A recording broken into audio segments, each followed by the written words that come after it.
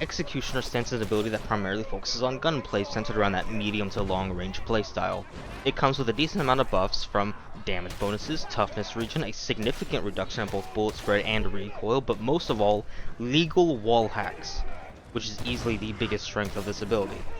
And the better you are at the game, the stronger Executioner Stance becomes.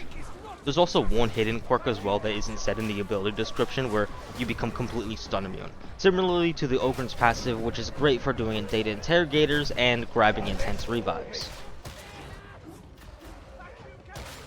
This one will vary from player to player, where if you have really good aim, positioning, and situational awareness and such, this bonus node will provide such an insane amount of value for your team, as everyone in Coherency will get said legal wall hacks.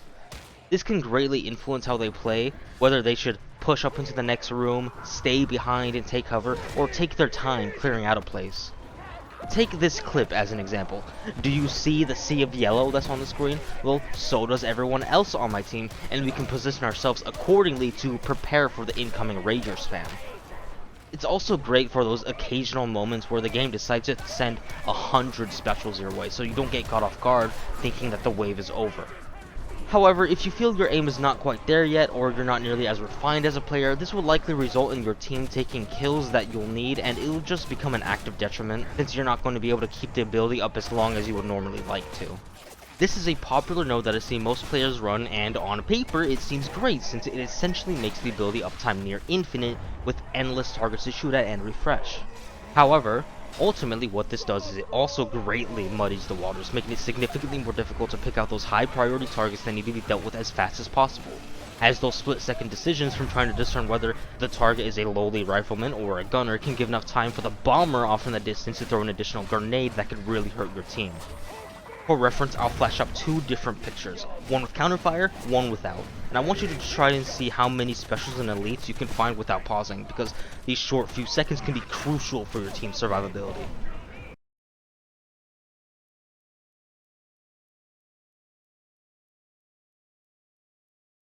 This is not to say that the node is bad, however, as it can excel when using a weapon with a high rate of fire such as the recon lasgun. Running a marksman or sniper-like weapon leaves you with a time management problem where you realistically don't want to waste precious time dealing with lowly riflemen because there are far more important targets to shoot at first. Weapons like the infantry autogun or recon lasgun, however, don't suffer from this issue at all since you can just rapidly bounce between targets. The problem this will open up though is it can be a heavy drain on your team's ammo economy, making it so that you'll either be tied down to using only the recon with shock trooper, or being the only person on your team that will ever use the ranged weapon for the entire game. I don't have much to say on this one since it's just solid all around. The ability to outline monstrosities can be good, especially when used to communicate with your team on where a demon host could be sitting. Though for the boss enemies, the outlining can be very inconsistent as it could just not work despite being right in front of you. And especially for the occasional gathering of this, where a simple heads up could work wonders. The duration increase to 8 seconds is also just overall solid. If you're great at the game with aiming and positioning and such, you won't really need it too much unless you want to feel less constrained and pressured trying to keep the ability refreshed. And it does become better the worse you are at the game. Why you can run Executioner Stance. Something I often see when discussing this ability and its viability in the game is, but you can just do the same thing or even better with voice of command. And with that I say, no you can't. Why? Because you won't have legal wall hacks anymore. The outlining this ability gives is, once again, the strongest aspect this ability has, and it's not even close. You can quite literally kill every single elite and special on the map before your team even has a chance to recognize their existence. And if you choose to forego enhanced target priority, it won't even be that uncommon for people to call you out on cheating. Why? Because you have wall hacks. You can snipe specials the instant they turn the corner, because you can just pre-fire them. You don't need to rely on your reaction time as it gets meddled up trying to split your attention 10 different ways, because you can just see the damn things behind walls. Even if you're playing with a team that is slightly better than you, even if you have a second veteran running standard plasma gun with shout, even if you have someone else trying to fulfill the same role as you already have, if they don't have wall hacks, or the skill gap isn't larger than that of a canyon, you will outperform them. Why? Because wall hacks are just that powerful. And then of course there's the other argument of, well, there's too many enemies on the screen to make the ability work.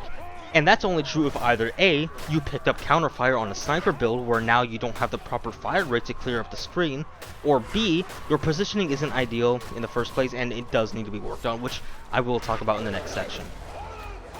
Executioner Stance is easily the hardest ability in the game to use properly, as it requires a completely different playstyle compared to the rest of the game, and holds the highest skill floor because of how mechanically demanding it is to use efficiently.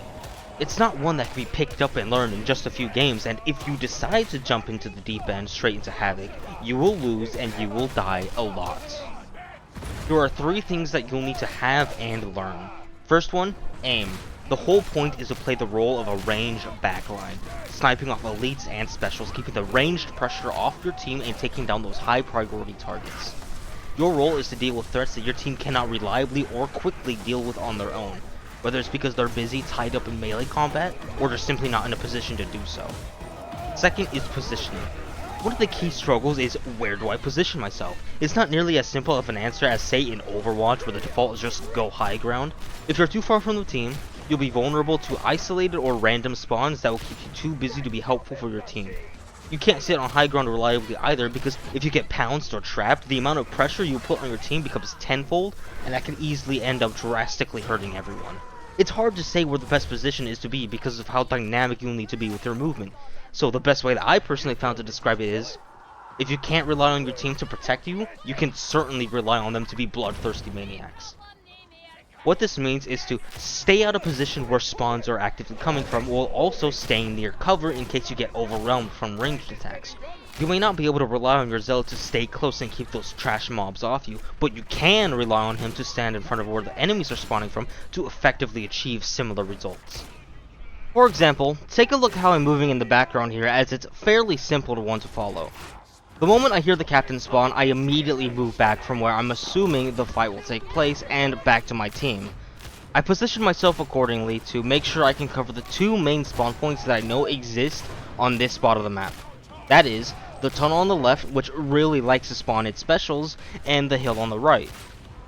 By positioning myself in a way that can cover both of these entrances, I can really ease the pressure on my team by denying who knows how many specials that can spawn. I'm showing this clip because of how incredibly tame it is, which allows people to much more easily follow along. But more realistic scenarios will have special spawning in constantly, and if you can single-handedly deny that intense level of pressure, preventing who knows how many specials from flooding the arena, your team will thank you. Here's a second clip that I want to show you, and one that is going to be much more common that you'll see in your games. After dropping down from this ledge, I can see that there's a line of ragers up ahead waiting to activate, following a bunch of gunners that immediately spawn in afterwards.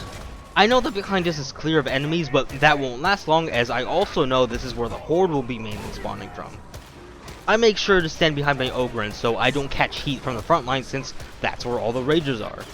I also know that a bunch of trash mobs are about to immediately start spawning behind me as well, so I know that I also need to try and reposition as quickly as possible, preferably in that corner across from us. After taking out the gunners as per my role, seeing that both the boss enemies and the line of ragers are being taunted, I take action and start running to a much stronger area that can allow me to continue doing my job without too much interference. Third is situational awareness. It cannot be understated just how important this is, as you rely a lot on blind dodging. For trash mobs, it's fine enough to just simply spam dodge left and right, and in isolated moments you won't need to worry too much. It's when things get hectic that this becomes super important. Because remember, your job is to take out those important threats your team can't reliably deal with in their current situation, which includes gunners, bombers, trappers, etc. And I'll keep repeating this because of how important it is. Your team may be getting hounded by an endless stream of elite gunfire, or getting flushed out by a layer of bomb fire, or about to be swarmed out by trappers and ragers. Your attention needs to be focused on the biggest threat to your team as a whole, which will leave you vulnerable to attacks from behind. You'll need to know the location of where enemies spawn from to buy yourself as much time as needed and position accordingly.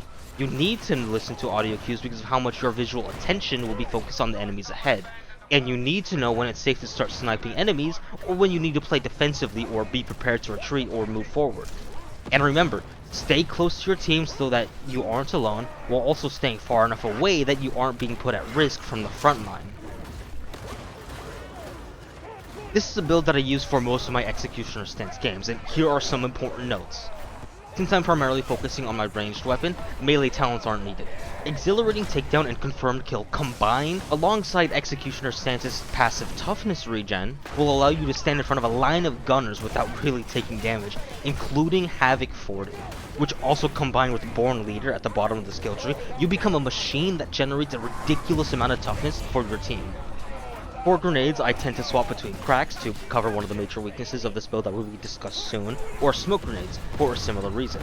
But for players running this build for the first time, I recommend running shredder grenades instead, as it could really help ease you into the backline support playstyle. For keystones, weapon with an already natural high damage number like the Bolt Pistol, Bolter, or Mark IV Hellbore, or weapons with a high rate of fire like the Recon Lasgun. You won't really need Marksman Focus, so it's better to grab Focus Target to really help out on that boss damage. For weapons like the Infantry Lasgun, the Mark V Hellbore, and Vigilant Autogun, Marksman Focus is almost required as it helps reach those one-shot breakpoints you'll need on almost every enemy in the game that isn't armored. In Havoc, I recommend only using Executioner Stance when you have at least 2 to 3 external defensive abilities and at least one other source of gold toughness. Examples of this are Zealot with Book to cover both gold toughness and defense, with an Arbitrator with Shock Mines and a Psyker with Bubble Shield. Or a second veteran with Shout, Smokes, and an Ogryn with Taunt. There are 2 major weaknesses that Executioner Stance faces that really prevents it from being super reliable in high Havocs. I'm not going to include its skill floor here either because it's more so of a player problem, not game mechanics problem. The first problem to focus on is the ability's soft restrictions. I mentioned a few moments ago that you should have at least 2 to 3 external defensive abilities and a source of gold toughness, but there's also one other criteria that should be met, is boss damage. Some of these can simply be alleviated by altering your build slightly, where if you don't have Bubble Psyker, Smoke Grenades will do perfectly fine. Don't have boss damage, run a Bolter. But these are more so band-aid fixes that only really work when playing with a really good team that you can trust, or just needs a little bit of extra kick to work. Lobbies will also occasionally not have that perfect team composition unless you or someone else swaps builds or classes, and with the newly releases of Hive Scum and the Arbitrator, the chances of being able to reliably play Executioner Stance reduces drastically, as you're far less likely to have someone running gold toughness. And the vast majority of lobbies and players, including those who run Havoc 40s on a daily basis, will crumble into dust because of how significantly harder the game will be without these quote crutch tools. There are really only 2 very strong and very consistent weapons in this game to run Executioner Stance with. That is the Bolter and the Hellbore rifle, specifically the Mark IV. These weapons excel at almost every part of the game with virtually no downsides. They excel at armor penetration, consistently hit those critical one-shot breakpoints on almost every enemy in the game, have very strong ammo economies, and great boss damage, whereas every other weapon that the veteran has suffers from some not so insignificant problem that will be discussed in the tier list. Yes, I am making a tier list in this video. This ultimately results in only having 2 weapon types if you want to consistently output amazing results every game you play, as everything else either puts you at the risk of enemy RNG, a mediocre performance, or putting a massive constraint on the team's ammo economy. Once again, this video is only looking at the scene of Havoc 40, so if you're playing lower, say at around level 30ish or below, then you can just completely ignore this last point. This is where I want to talk about the fire team aura because of what I just mentioned. Particularly with the infantry Laz, this aura does bring it back to being consistent against scab type enemies, but I also want to talk about the general ammo economy in this game. Let's take a look at a somewhat traditional team comp of Psyker, Veteran, Hive Scum, and say Ogryn as a 4th. It's no secret that Hive Scum effectively has infinite ammo with their pickpocket talent, while a Psyker doesn't really need ammo in the first place when using a staff, leaving only 2 members that actually need ammo. But using any lasgun type weapons with Shock Trooper effectively means you also have near infinite ammo yourself, if you can see where I'm leading with this. Which means the value of Survivalist genuinely drops off quite a bit, since all the ammo on the map can just be shoveled over to the one player that actually needs it, especially if that 4th is mostly focused on melee combat. Which actually opens up a solid case of grabbing Fireteam instead, just something I thought was interesting to point out. I want to set some rules to understand how I'm ranking this. Firstly, this ranking is based on Havoc 40. The reason being that if I drop it down to Auric, we can just skip all this and put everything into S tier, or at least have variations of the S tier category. Secondly, these weapons are ranked when exclusively running with Executioner Stance. This is because an all-encompassing tier list doesn't really work in this game, since a lot of weapons performances can vary significantly under different builds and classes.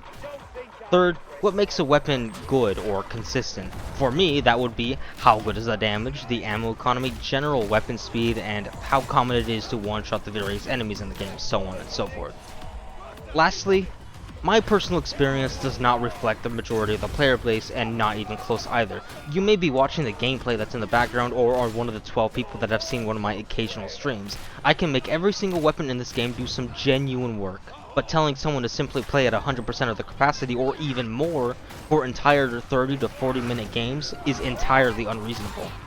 So with that said, the weapons will be ranked on the tier list according to their potential, and I will add stars to determine how hard they are to use, with 5 stars being the most difficult to use. I'm also going to assume that the level of aim you have will reflect on the level you play at, so if you're normally playing in Havoc 40, I'll assume that you're comfortable with hitting targets reliably and have a decent headshot to body shot ratio. And if you play on, say, Mayhem, I'll assume that hitting targets can be somewhat of a challenge from time to time, with everything else in between. Firstly, let's get the already answered ones out of the way with the Bolter and Hellbore.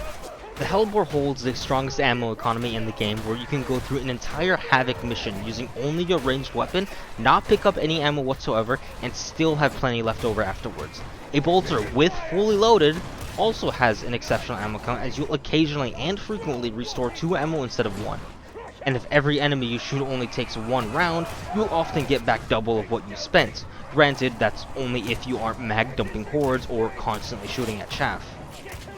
And these weapons do such amazing work, where their only downside is, it takes a little bit longer to reload and bring out. The Mark III Bolter, however, will be going in the great but inconsistent tier. Not only does it lack the explosive single target damage of its Mark II counterpart, but the decrease in total ammo really hurts, as you'll often run out of ammo desperately looking for more. Remember, ammo economy will play a big role on where a weapon ends up. Next up is the Plasma Gun. The Plasma Gun was one that was very close to being in that S tier equivalent spot, but there were just a few problems that I just couldn't ignore. Mostly it's an issue with the ammo economy. Even though I put this as a benefit, it can be very hit or miss. In theory, you can spend only 1 shot to delete over 8 gunners for massive profit. In practice, however, you're far more likely to have to shoot 3 to 5 times, because they won't normally be lined up. They'll be spread out, taking cover, get staggered away by teammates, something to really make that perfect shot miss. The other issue is, you'll need a high level of heat constantly to be able to hit those one-shot breakpoints in the first place. Otherwise, you'll be spending an additional shot or 2 trying to quickly raise that heat level just to use up even more ammo. Once again, in theory, maintaining heat sounds easy, as you can just tap the alternate fire mode. But in practice, you'll find it often drops just enough to go under those thresholds. Infantry las guns. Unironically, my favorite weapon in this game that I do normally run regardless of build. Their ammo economy is almost on par with that of the Hellbore. They are incredibly strong against drag type enemies, and have a weapon sight that is good for those that are far away. The best variant for this build in particular is easily the Mark IX. Being able to constantly one-tap almost everything makes it the best variant for clearing rooms of important targets, but it is pretty inconsistent against the scab type enemies, as it just barely doesn't do enough to one-shot gunners. For the Mark II, while it technically does have the highest DPS, the lower damage per bullet really hurts its ability to be used as a good marksman variant, and can only really be described as a worse version of the Recon. And the Mark VII kind of takes the best of both worlds, with a good fire rate, solid damage to one-shot a decent chunk of enemies, without really needing to left-click too much. The las pistols will be ranked very similarly to the las gun, but trades off a bit of damage for significantly better mobility. Though the lower damage per shot does make them slightly worse at clearing a room full of enemies. And for the Mark X, the damage gain it gets does not make up for the drastically slower fire rate. The Vigilant autoguns are in a bit of a weird place. The Mark III and Mark IX are incredibly mediocre, while the Mark VII I feel is severely underappreciated. The damage it holds is incredible. It chews through bosses' HP, and it cuts through flak armor like it's nothing. The only major downside this weapon does have, though, is its intense recoil, which wouldn't be too much of a problem if the ability's recoil reduction actually worked, which it doesn't. It was also my go-to weapon for the hardened skin modifier as well, since it can just cut through the damage reduction far better than most of the other weapons. And I would honestly rank it higher if it weren't for the insane recoil. The other 2 variants are just okay. Their damage is decent, but the burst fire combined alongside the strong recoil often means you'll end up missing a few shots or just achieve worse damage. The first shot may connect to the head, while the follow-up shots may either miss entirely or hit the body instead. Next up is the bolt pistols, and this one is also very easy since it pretty much has the same pros and cons to their larger counterpart. Oh! The only real difference here is that they don't hold nearly the same level of explosive single target damage for killing bosses, so that does mean they'll drop down a tier, but are still excellent options. With the revolvers, while the damage is quite high, they hold an abysmal ammo count, which remember will play a big role on where it ends up. The weapon only holds 5 shots at a time, 7 with a lock and load. This not only makes the weapon one of the worst when it comes to clearing rooms, but also missing a shot completely or getting a body shot instead is far more punishing. Even if you're the only one using ammo for the entire game, you'll still be struggling to find ammo to use. The only reason the Mark IIA doesn't go in the mediocre tier is because it does have some great rending and damage to it. The Mark 7 combat shotgun is one of the best weapons of this game right now, with some excellent overall damage that can one-shot most of the enemies in this game. It's strong in both boss damage and ammo economy with a surprising amount of range to its name. The only problem it faces is that its long-range capability is lacking, and it does have kind of a slow reload, especially when going from nothing to full. The other marks, however, don't hold up nearly as well. In a more standard build, they do perform quite well, but since they don't have nearly half the range as the Mark 7 version, that does mean they aren't very good here. Also, their special ammo is near useless. The infantry autogun is one that I feel needs to be tested more for me to feel confident in its ranking. Unlike a lot of the weapons that are already mentioned, there aren't really a lot of fancy points to make out here. The weapon as a whole is just being pure consistency. There's nothing in particular that makes it excel for those wow factor moments, while at the same time there's almost nothing bad about it either unless we're talking carapace. The only real issue you'll need to look out for on this weapon is how often you'll be needing to reload, which can simply be alleviated by picking up a reload talent. As for the Mark 5 autogun, it falls into the same trap as the Mark 2 infantry lasgun. Sure, it's the variant with the highest DPS, but you're also trading off having a little bit more damage for a significantly worse ammo economy, on top of having stronger recoil to control. And I admittedly have never used the Mark 8. For the recon lasgun, I'll admit that I struggle to make this weapon work, as it's just not my type of weapon despite being quite strong. So take this opinion with a grain of salt, as it's probably the only weapon that I just can't bring myself to enjoy using. The Mark 12 trades out its damage for an insane fire rate, making it excel with the Infernus Blessing, rapidly stacking up those damage over times, or dots. So while this does easily make it the best variant to run it in general, it's awful to run with Executioner's Stance because of how much it relies on said dots, especially since you really want to have that instant feedback. If you were to run a recon with this build, I'd say the Mark 14 is your best bet, as the higher damage per bullet really helps out with those quick and responsive kills to keep the ability refreshed. The Mark 6C is kind of the inverse of the Mark 7 infantry lasgun, where it just kind of takes the worst of both worlds. The fire rate isn't really enough to take advantage of dots, and it also doesn't have enough damage per bullet to make it work with Executioner's Stance.